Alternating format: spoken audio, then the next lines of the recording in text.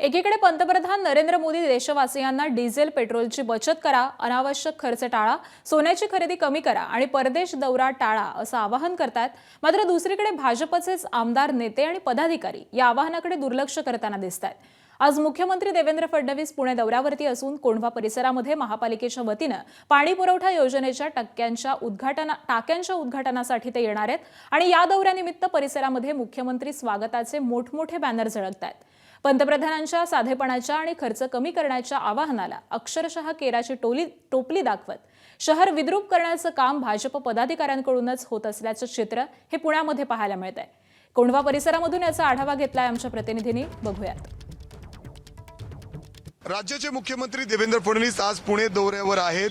पुण्यामध्ये विविध कार्यक्रमांचं आयोजन आज मुख्यमंत्र्यांचं आहे।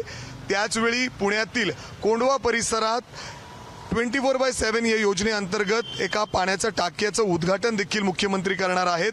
आता मी पुण्यातील कोंढवा परिसरामध्ये आहे आणि इथं जर आपण बघितलं तर उद्घाटनासाठी हजारो बॅनर रस्त्याच्या दुतर्फे लावण्यात आलेले आहेत। आपण पुढे जाऊन तुम्हाला दाखवतो कशा पद्धतीने हे बॅनर्स या ठिकाणी लावण्यात आलेले आहेत।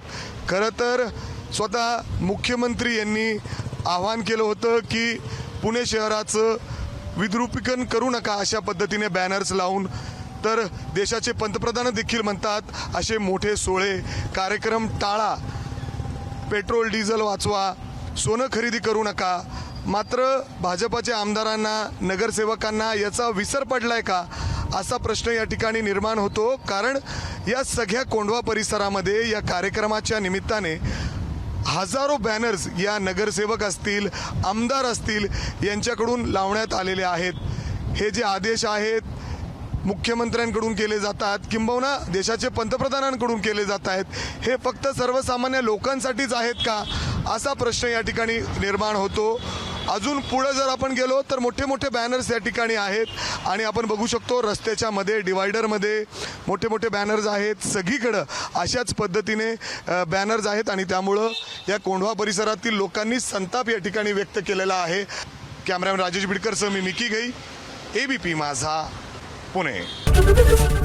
एबीपी माझा, उघडा डोळे बघा नीट।